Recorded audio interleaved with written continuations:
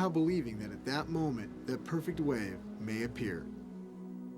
How many good surf spots people have found in a lot of places, you know, I'd been looking, figuring, well, there's no surf there. Next thing you know, there's some great surf, you know, so you got to be there on the right day, right time of the year, et cetera, et cetera. To find it, be patient. It's nature's schedule, not yours.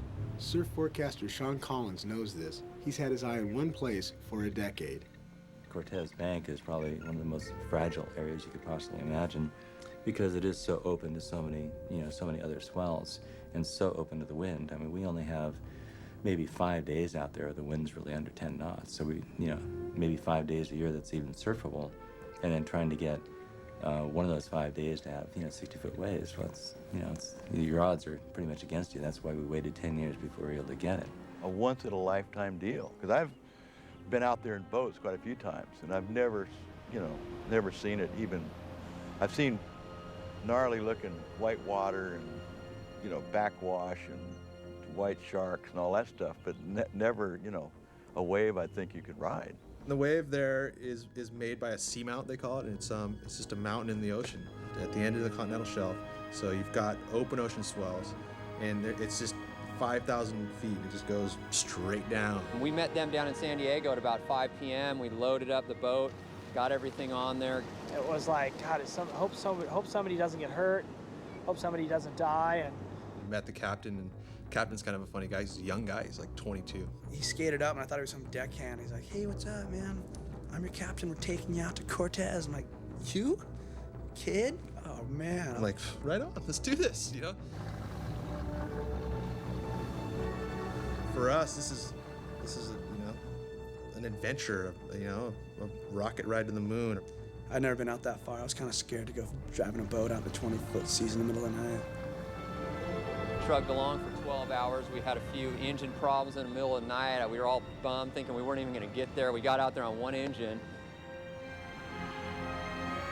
okay, 100 miles out, everybody's trying to get the skis off the boat, and this is serious. When the first ski hit the water, Skinny went out for a closer look. When I first pulled up, there was like, I'd say 100 seals out there. I think you're the only people out there, and there's like, nah, you're the newcomers. The locals don't even want you around here, get out of here. And then the set came, and that really tripped me out. I'm like, oh my God.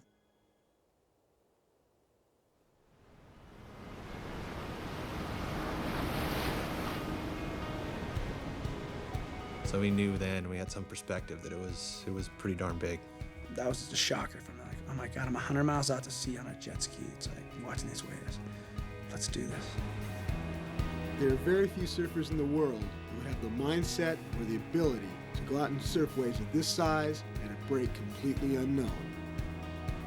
Peter Mell caught the first wave, and John Walla, the young boat captain who paddled out for a closer look, realized he'd made a serious mistake.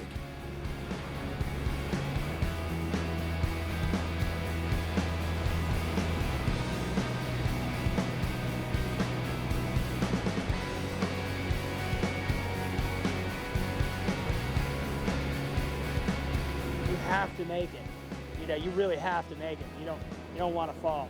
The young captain survived and made it back to the boat, which was lucky for everybody. After all, who'd drive us home?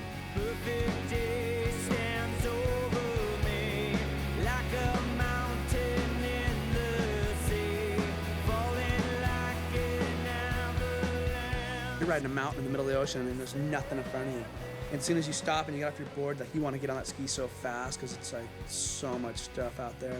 You guarantee there's some big fish out there that would love to eat you. Cortez is teeming with life.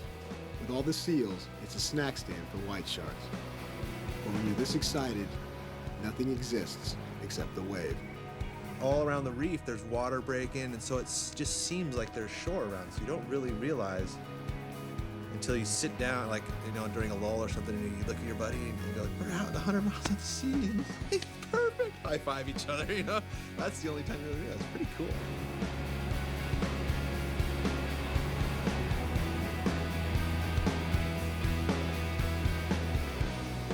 Those guys actually got, the biggest wave because it was their turn. It was just the luck of the draw. Like, oh, I'm watching them get this thing. Like, oh my God, it's such a killer wave. Whew. Swell's starting to pick up. I'm like turned around, I'm like, you want this one? And he's like, I remember going through my mind going, you know, don't be a wuss.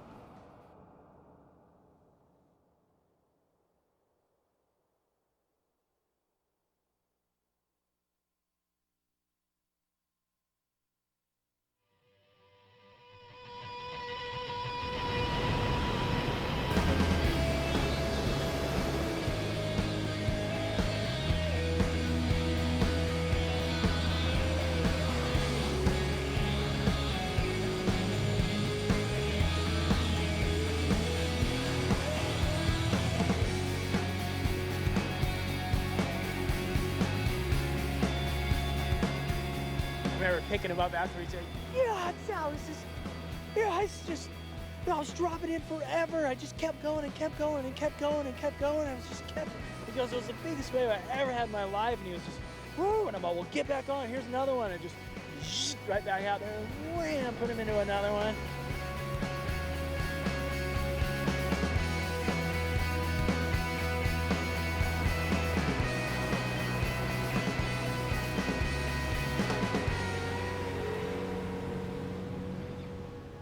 Taking a break for lunch, they talked very little while the waves kept pouring through.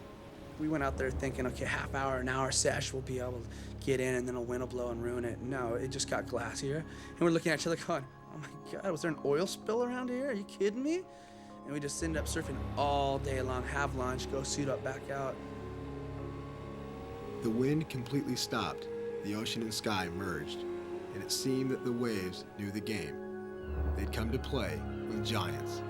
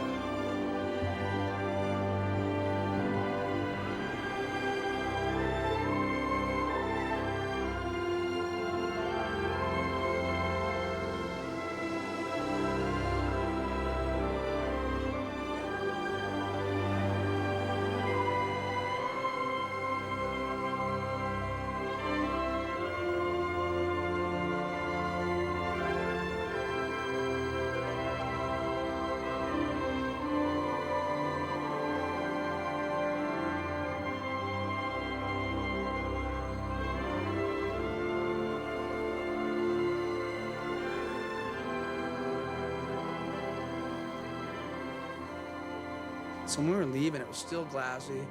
Sun's going down, it's all pink. You're watching the waves stand up, offshore blow off it like a giant stallion running in the middle of the ocean. Like, oh my God, was that for real? Still like kicking yourself, pinching yourself. And then that ride home when we were just sitting there with the four of us, looking at each other, just glowing, you know, and you don't even have to say anything to each other. You just kind of look at each other and just smile and, yeah, this is it. This is how good I feel. This is what it's all about.